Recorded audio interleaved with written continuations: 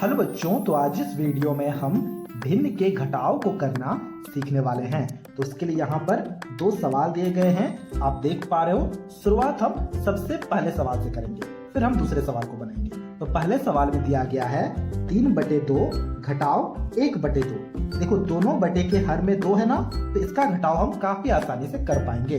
किस प्रकार से न, घटाव करने के लिए सबसे पहले हम यहाँ पर बराबर का चिन्ह देंगे और एक बड़ा सा बटा बनाएंगे। ठीक है, देखो इस बटे के नीचे भी 2 है, यहाँ पर भी इसके नीचे भी 2 है, तो हम इस बड़ा बटा के नीचे में भी 2 लिखेंगे।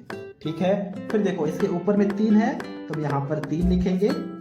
फिर घटाव है तो हमने घटाव लिखा, इसके ऊपर में 1 है तो हमने यहाँ पर 1 लिखा। अब हमें 3 घटाव 1 करना है, यानी कि 3 से अगर 1 जाएगा तो क्या आएगा, तो आ जाएगा 2, तो हम यहाँ पर लिखेंगे 2। ठीक है, नीचे भी 2 है तो हम यहाँ पर भी लिखेंगे 2। मतलब क्या आ चुका है, ये आ चुका है 2/2।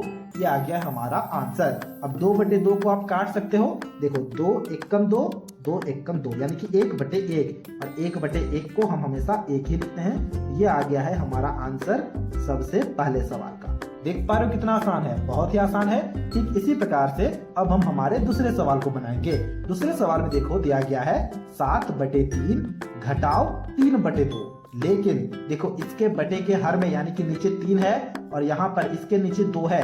यहाँ पर दोनों जगह 2 ही था, तो हमने डायरेक्ट यहाँ पर 2 लिख दिया था।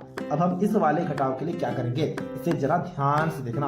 तो इसके लिए सबसे पहले हम यहाँ पर बराबर का चिन्ह देंगे, तो हमने बराबर का चिन्ह दिया और एक बड़ा सा बटा बनाया। ठीक है, अब इसके नीचे हम क्या लिखेंगे, 3 लिखेंगे या फिर 2 लिखेंगे।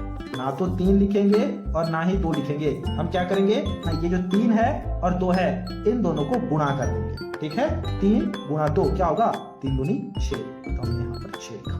ठीक है, अब ऊपर में क्या लिखेंगे, ऊपर में भी हम डायरेक्ट 7 और 3 नहीं लिखेंगे। इसके लिए थोड़ा सा ट्रिक आता है। ट्रिक क्या है, हम यहाँ पर ऊपर नीचे गुणा करेंगे, क्रॉस गुणा, इसके ऊपर वाले संख्या को और दूसरे वाले बटे के नीचे वाले संख्या को। 7 गुणा 2 क्या होगा, 7 दूनी 14, तो हमने यहाँ पर 14 लिखा। ठीक है, फिर देखो यहाँ पर घटाव है तो हमने घटाव लिखा। अब यहाँ पर हम कौन सा संख्या लिखेंगे, उसके लिए अब की बार हमें दूसरे भिन्न के ऊपर वाले संख्या को और पहले भिन्न के नीचे वाले संख्या को क्रॉस गुणा करना होगा। देखो यहाँ पर 3 है, यहाँ पर 3 है, यानी कि 3 गुणा 3 क्या होगा, 3 या 9, तो हमने यहाँ पर 9 लिखा। अब हमें 14 से 9 को घटाना है। चलो घटा लेते हैं रफ में। 14 से हमें घटाना है 9 को। घटाव क्या आएगा बताओ, ये आ जाएगा हमारे पास में 5। क्या बात समझ पा रहे हो, बिल्कुल समझ पा रहे होगे। तो हमने यहाँ पर लिखा, हमने यहाँ पर बराबर दिया और ऊपर में लिखा 5।